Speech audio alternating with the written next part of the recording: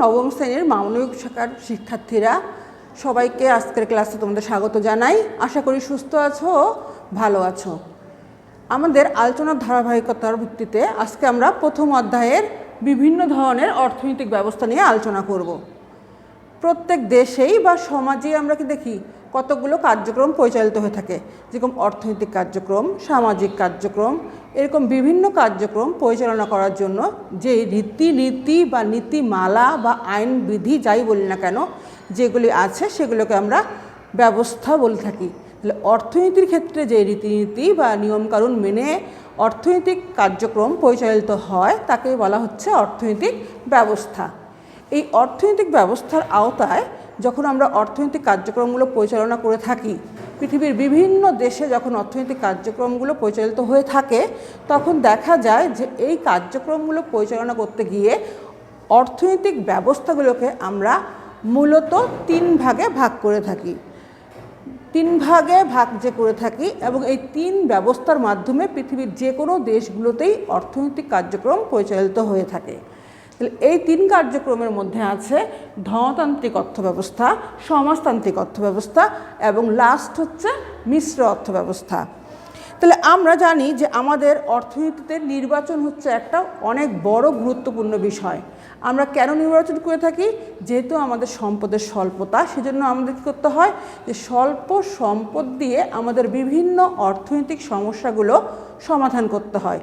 এজন্যই অভাবের নির্বাচন করতে হয় এবং এই নির্বাচন করতে গিয়ে উৎপাদনকারী কি উৎপাদন করবে এবং কিভাবে উৎপাদন করবে এই বিষয়গুলো এসে পড়ে। আর এই সমস্যার সমাধান দেওয়ার জন্যই অর্থনৈতিক ব্যবস্থা প্রতিফলিত হয়েছে বা অর্থনৈতিক ব্যবস্থার মাধ্যমে আমরা এই সমস্যার সমাধান করে থাকি। তাহলে বাজার পদ্ধতি বা ধনতান্ত্রিক পদ্ধতি, এই পদ্ধতিতে সমস্ত সিদ্ধান্তই নিয়ে থাকে হচ্ছে বাজারের যুক্তি অনুযায়ী। যে পণ্যের চাহিদা বেশি হবে সেই পণ্যের কী হবে, দামও বেশি হবে এবং সেটাই বেশি করে উৎপাদিত হবে যেহেতু সেই দ্রব্যের চাহিদা আছে। বাজারের আপেক্ষিক চাহিদাই নির্ধারণ করে দিবে উৎপাদনের পরিমাণ, অর্থাৎ চাহিদা অনুপাতে কী হবে, দ্রব্য উৎপাদিত হবে। যে প্রযুক্তিতে একটি পণ্য তৈরি করার বাজার নির্ধারিত খরচ সর্বনিম্ন, সেই পদ্ধতি ব্যবহার করেই দ্রব্য উৎপাদন করতে হবে। আর বাজারে যে উৎপাদন উপকরণের দাম যেরকম নির্ধারিত হবে তার মালিকরা ঠিক সেরকমই আয় করবেন ও ভোগ করবেন, অর্থাৎ সামর্থ্য অনুযায়ী কী করবে, আয় করবে এবং দ্রব্য ভোগ করবে।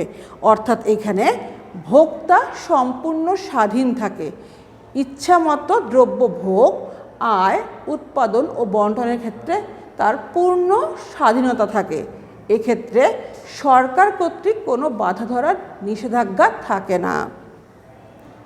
তাহলে এই ব্যবস্থায় বাজার দ্বারাই উপকরণের মালিকদের এবং ক্রেতা বিক্রেতার প্রতিযোগিতার মাধ্যমে নির্ধারিত হচ্ছে কি উৎপাদিত হবে, কিভাবে উৎপাদিত হবে এবং উৎপাদনের বণ্টন কী রকম হবে।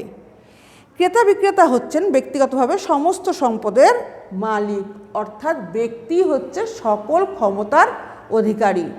ব্যক্তি বা ভোক্তা ইচ্ছা মতো দ্রব্য উৎপাদন, ভোগ এবং বণ্টনের ক্ষেত্রে পূর্ণ স্বাধীনতা লাভ করে থাকে। এটাই হচ্ছে ধনতান্ত্রিক অর্থব্যবস্থা। তাহলে আমরা অর্থনৈতিক অর্থব্যবস্থা কি দেখব, যে এখানে ব্যক্তি হচ্ছে সকল ক্ষমতার অধিকারী এবং ব্যক্তির হাতেই উৎপাদন, বণ্টন, ভোগ ইত্যাদি সব কিছুই তার হাতেই কী থাকে, কুক্ষিগত থাকে বা ক্ষমতার অধিকারী হয়ে থাকে। ঠিক এর উল্টো অবস্থাটাই হচ্ছে নির্দেশমূলক পদ্ধতি বা সমাজতান্ত্রিক অর্থব্যবস্থা। এখানে কি উৎপাদন করা হবে তা নির্ধারণ করে দেবে কেন্দ্রীয় কর্তৃপক্ষ। তাহলে কেন্দ্রীয় কর্তৃপক্ষ বলতে আমরা এখানে বুঝাচ্ছি যে সরকার কর্তৃক সব কিছুই নির্ধারিত হয়ে থাকে। সব কিছু বলতে উৎপাদনের পরিমাণ, ভোগের পরিমাণ, বণ্টনের পরিমাণ। এখানে সমস্ত সম্পদ ও উৎপাদন উপকরণের মালিক হচ্ছে রাষ্ট্র বা সমাজ।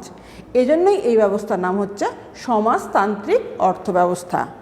তাদের প্রতিনিধি হিসেবে কেন্দ্রীয় পরিকল্পনা মন্ত্রণালয় চূড়ান্ত বিচারে কি উৎপাদিত হবে, তার জন্য কি প্রযুক্তি বাছাই হবে, কার কী দাম হবে, কার কি আয় ও ভোগ হবে সব কিছুই কেন্দ্রীয় কর্তৃপক্ষ কী করে দেয়, নির্ধারণ করে দেন। অর্থাৎ সরকার বা রাষ্ট্র কর্তৃক এগুলো সব কিছুই নির্ধারিত হয়ে থাকে।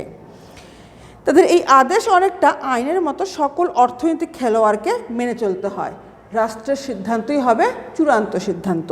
তাই এই ব্যবস্থাকে নির্দেশমূলক ব্যবস্থা হিসেবেও অভিহিত করা হয়ে থাকে। এই ব্যবস্থায় ব্যক্তি স্বার্থ বা মুনাফার চেয়ে সামাজিক স্বার্থ বা সামাজিক কল্যাণকে অগ্রাধিকার দেওয়া হয়। এই লাইনটাকে আন্ডারলাইন করে রাখো, কারণ দেখো এখান থেকে অনুধাবনের প্রশ্ন হয়ে থাকে। তাহলে নির্দেশমূলক অর্থব্যবস্থায় কী হচ্ছে, ব্যক্তির স্বার্থ বা মুনাফার চেয়ে কী হচ্ছে, সামাজিক স্বার্থ বা সামাজিক কল্যাণকেই সর্বাধিক কী করা হয়, অগ্রাধিকার দেওয়া হচ্ছে। তাহলে এখানে ব্যক্তি বা ভোক্তার স্বার্থ সংরক্ষিত হয়ে থাকে। প্রথাগত অর্থনৈতিক ব্যবস্থা।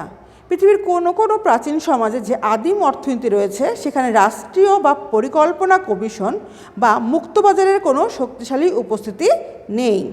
তাহলে এখানে লক্ষ্য করো যে কী উৎপাদন করা হবে, কোন প্রযুক্তি গ্রহণ করা হবে, এই ব্যাপারগুলো ধর্মীয় মূল্যবোধের মাধ্যমে পরিচালিত হয়ে থাকে। অর্থাৎ এই প্রথাগত অর্থনৈতিক ব্যবস্থাটা অনেকটা আমাদের রাষ্ট্র যেরকম ইসলামী ধর্মই কি, আমাদের রাষ্ট্র হচ্ছে ইসলাম রাষ্ট্র, তাহলে ইসলামী অর্থব্যবস্থাকে পরিচালিত। এরকম অর্থব্যবস্থা যেই দেশে যেইটা কি হয় প্রচলিত আছে তার মাধ্যমেই প্রচলিত হয়ে থাকে।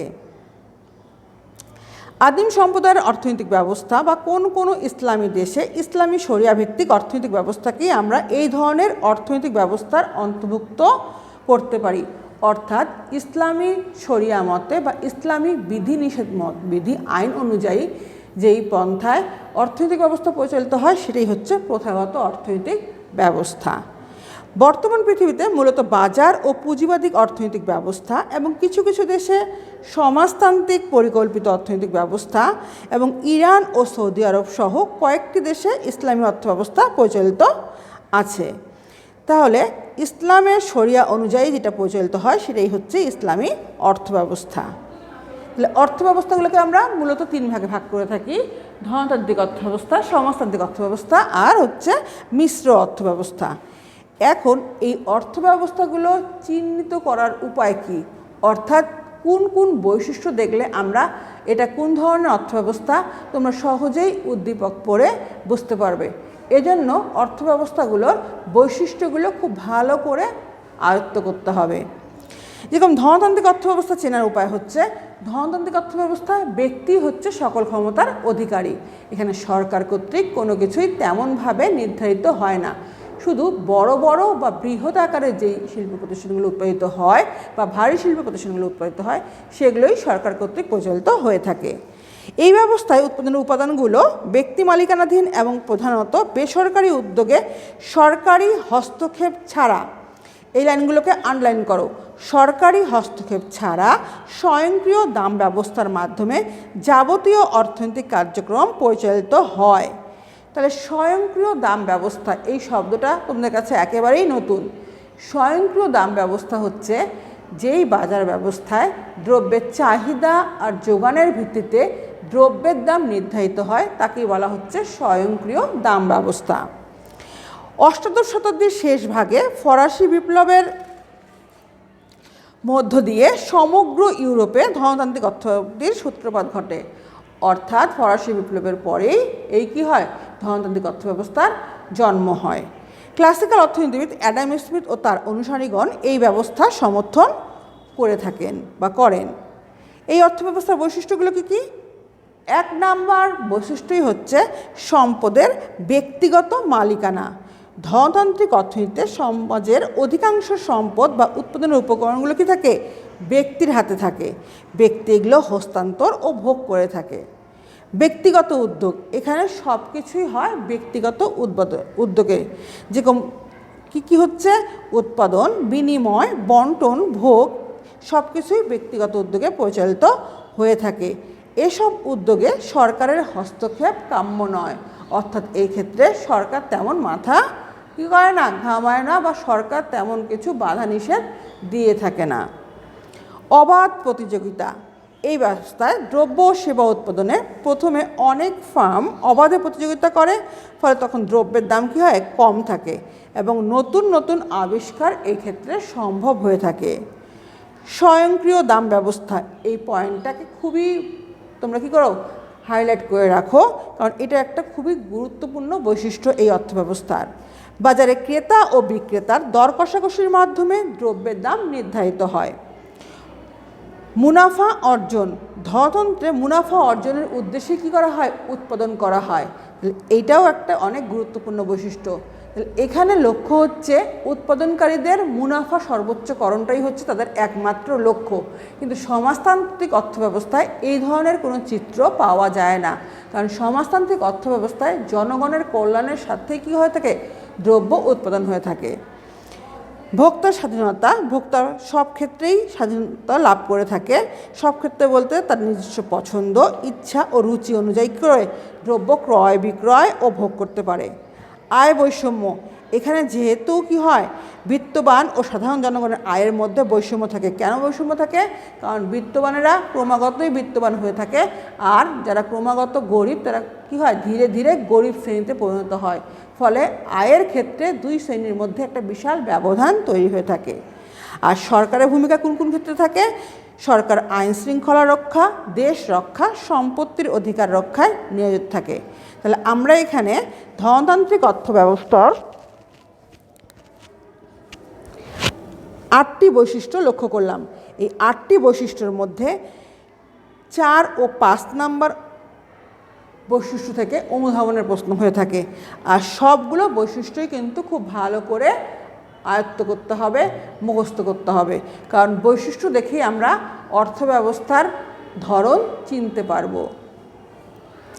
ঠিক এর উল্টো দিকটাই হচ্ছে সমাজতান্ত্রিক অর্থনীতি বা নির্দেশমূলক অর্থনীতি।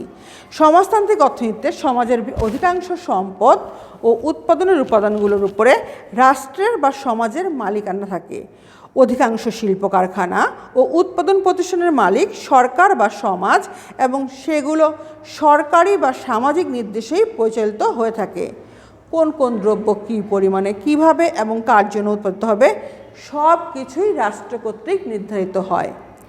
তাহলে সমাজতান্ত্রিক অর্থব্যবস্থার বৈশিষ্ট্যগুলো হচ্ছে সম্পদের রাষ্ট্রীয় বা সামাজিক মালিকানা, কেন্দ্রীয় পরিকল্পনা, ভোক্তার স্বাধীনতার অভাব, অবাধ প্রতিযোগিতার অভাব, ব্যক্তিগত মুনাফার অনুপস্থিতি। তাহলে এগুলোই হচ্ছে সমাজতান্ত্রিক অর্থব্যবস্থার বৈশিষ্ট্য। মিশ্র অর্থব্যবস্থা, মিশ্র শব্দটা কি? আসলে কতগুলো উপাদান একখানে করলে কি হয়, মিশ্র। যেরকম খিচুড়ি খেতে আমাদের কি হয়, বেশ কম বেশি সবারই অনেক ভালো লাগে। খিচুড়ির মধ্যে কি একটা উপাদান দিয়ে খিচুড়ি হয়? খিচুড়িতে বেশ কয়েকটা উপাদান লাগে।